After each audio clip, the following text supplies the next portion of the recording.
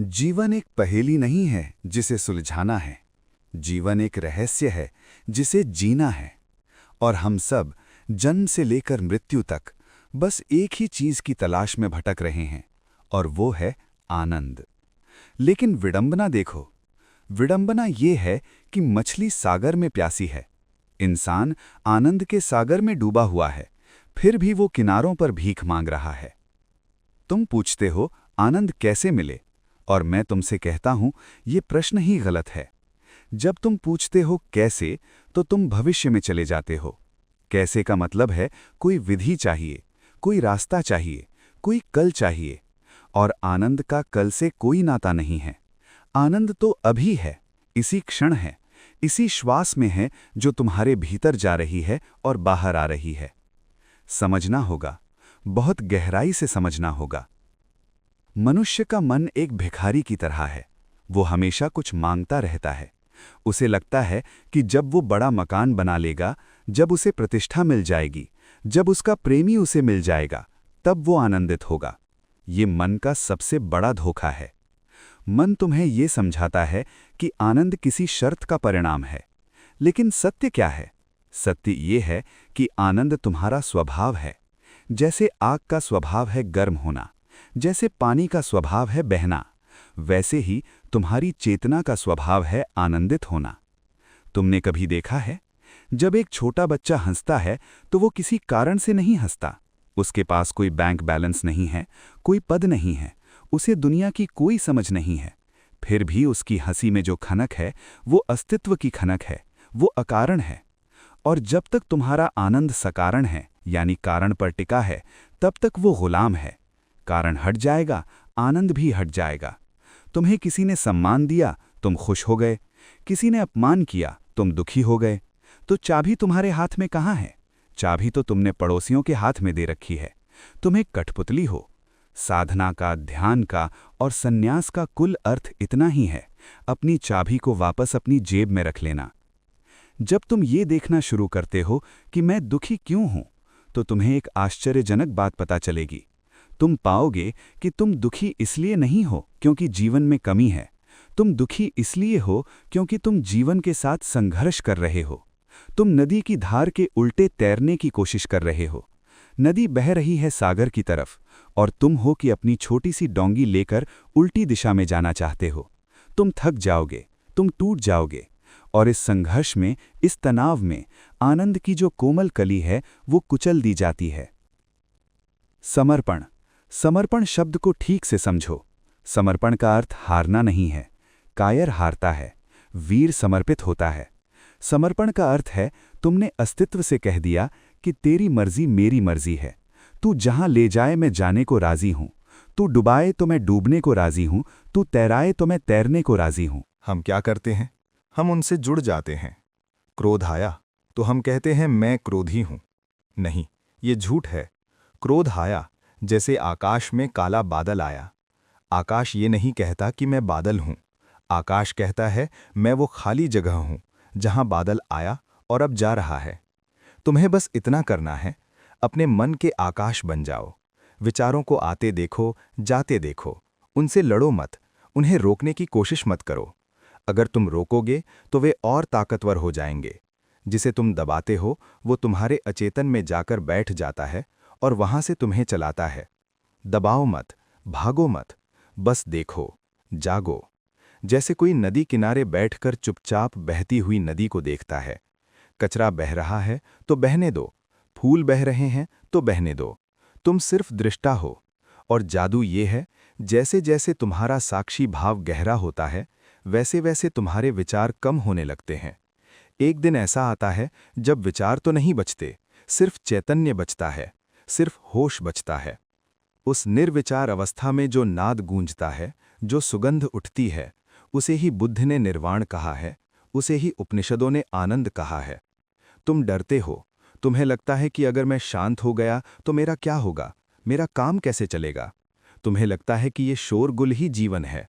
तुम अपनी बीमारियों से भी प्यार करते हो, तुम अपने दुखों को भी आभूषण की तरह पहने रहते हो। लोग एक दूसरे से मिलते हैं तो क्या बात करते हैं? वे अपने दुखों की चर्चा करते हैं। और अगर कोई बहुत खुश हो तो लोगों को जलन होती है। उन्हें लगता है ये आदमी पागल तो नहीं हो गया, ये हंस क्यों रहा है। हमने एक उदास समाज का निर्माण किया है। यहाँ गंभीर होना समझदारी की निशानी मानी जाती है और हंसना पागलपन। मैं तुमसे कहता हूँ, गंभीरता बीमारी है, हंसी स्वास्थ्य है। अस्तित्व गंभीर नहीं है। तुमने कभी किसी फूल को गंभीर देखा है? कभी किसी पक्षी को उदास देखा है? चांद, तारे, नदियां, पहाड़ सब उत्सव मना रहे हैं। सिर्फ मनुष्य अपने अहंकार के जाल में फंसा हुआ रो रहा है। अहंकार को दुख चाहिए। ध्यान देना, ये बहुत कीमती सूत्र है। अहंकार को दुख चाहिए क्योंकि दुख में अहंकार को होने का एहसास होता है। जब तुम खुश होते हो, जब तुम नाचते हो, तो तुम मिट जाते हो। नृत्य में नर्तक नहीं बचता, सिर्फ नृत्य बचता है। हंसी में हंसने वाला नहीं बचता, सिर्फ हंसी बचती है। इसलिए अहंकार आनंद से डरता है। उसे लगता है कि आनंद आया तो मैं मर जाऊंगा। और सच यही है, आनंद की शर्त ही यही है, तुम्हें मिटना होगा। कबीर कहते हैं ना, प्रेम गली अति सांकरी, तामे दो न समाए। मैं जब था तब हरि नहीं, अब हरि है मैं नाए।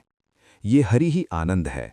जब तक तुम्हारा मैं खड़ा है दरवाजे पर पहरेदार की तरह, तब तक आनंद भीतर नहीं आ सकता। तुम हटो, तुम एक तरफ हो जाओ, तुम द्वार छोड़ दो, और तुम पाओगे कि वो मेहमान जिसका तुम जन्मों जन्मों से इंतजार कर रहे थे, वो तो द्वार पर खड़ा ही था, बस तुम्हारे हटने की देर थी। जीवन को समस्या मत बनाओ। जीवन एक अवसर है, एक कैनवस है। उस पर तुम चाहो तो कालिख पोत सकते हो और तुम चाहो तो इंद्रधनुष बिखेर सकते हो। रंग तुम्हारे हाथ में है, तूलिका तुम्हारे हाथ में है। किसी और को दोष मत देना, न तो ये समाज, न तुम्हारे माता पिता, न तुम्हारे ग्रह नक्षत्र, कोई तुम्हारे दुख के लिए जिम्मेदार नहीं है। केवल तुम अपनी नियति के निर्माता हो। आज से, अभी से एक प्रयोग करो। अगले 24 घंटे के लिए जो भी हो, उसे पूर्ण स्वीकृति दे दो।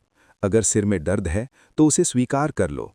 कहो, ठीक है, आज शरीर को दर्द का अनुभव करना है, मैं इसे देखूंगा। लड़ो मत। कोई गाली दे तो उसे सुन लो। सोचो कि ये ध्वनि है, कानों तक आई। तुम प्रतिक्रिया मत करो, तुम प्रतिसंवेदन करो। प्रतिक्रिया यांत्रिक होती है, रोबोट की तरह। किसी ने बटन दबाया, तुम चालू हो गए। प्रतिसंवेदन चेतना से होता है। तुम रुकते हो, देखते हो, समझते हो, और फिर अगर जरूरी हो तो हंसकर टाल देते हो। तुम जितना स्वीकार भाव में रहोगे, तुम्हारे भीतर की ऊर्जा उतनी ही एकीकृत होगी। शक्ति बिखरना बंद हो जाएगी, और वो संचित ऊर्जा जब ऊपर उठेगी तो तुम्हारे रोम रोम से आनंद फूटेगा। याद रखो, मृत्यु आ रही है। हर पल हम मृत्यु के करीब जा रहे हैं। जो समय बीत गया वो वापस नहीं आएगा। तो किस बात का इंतजार है? क्या तुम अपनी चिता पर लेटकर आनंदित होगे? क्या जब आखिरी सांस चल रही होगी तब तुम मुस्कुराओगे? नहीं। अगर आज नहीं जिए तो कभी नहीं जी पाओगे। कल कभी नहीं आता। जो है सब अभी है। निचोड़ लो इस पल को, पी लो इस पल के अमृत को। भय छोड़ो, असुरक्षा छोड़ो। अस्तित्व तुम्हारी माँ है, वो तुम्हारी फिक्र करता है। देखो, उसने तुम्हें सांसें दी हैं, उसने तुम्हें धड़कन दी है। तुमने इसके लिए क्या किया था? कुछ भी नहीं। ये मुफ्त मिला है, ये प्रसाद है। जब अस्तित्व ने तुम्हें जीवन दिया है तो वो जीवन को चलाने की व्यवस्था भी करता है। तुम नाहक ही बोझ ढो रहे हो। गाड़ी के नीचे चल रहे कुत्ते को लगता है कि गाड़ी वही खींच रहा है। तुम उस कुत्ते मत बनो। गाड़ी चल रही है, तुम उस पर बैठो और यात्रा का आनंद लो। खिड़की से बाहर देखो, दृश्य बदल रहे हैं। बचपन गया, जवानी गई, बुढ़ापा आएगा, सब दृश्य हैं। तुम यात्री हो। तुम न बचपन हो, न जवानी, न बुढ़ापा। तुम वो शाश्वत चैतन्य हो जो इन सबको देख रहा है। और जिस दिन तुम्हें अपनी शाश्वतता का, अपनी अमरता का एहसास हो जाता है, उसी दिन मृत्यु का भय समाप्त हो जाता है। और जहाँ मृत्यु का भय नहीं, वहीं जीवन का पूर्ण नृत्य है, वहीं आनंद है। तो जाओ, खोजो मत, जागो। मांगो मत, बांटो। तुम जितना बांटोगे ये उतना बढ़ेगा।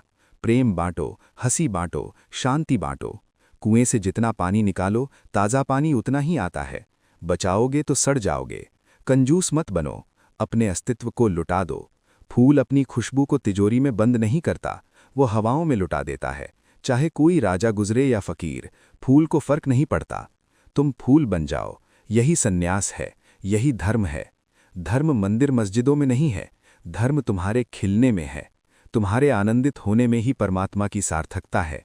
जब तुम हंसते हो तो परमात्मा तुम्हारे भीतर हंसता है। जब तुम रोते हो तो तुम परमात्मा को अपमानित करते हो।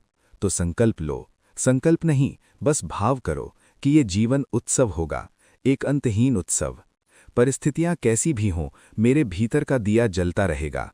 आंधियां आएंगी, आंधियां तो आएंगी ही, उनका काम है आना।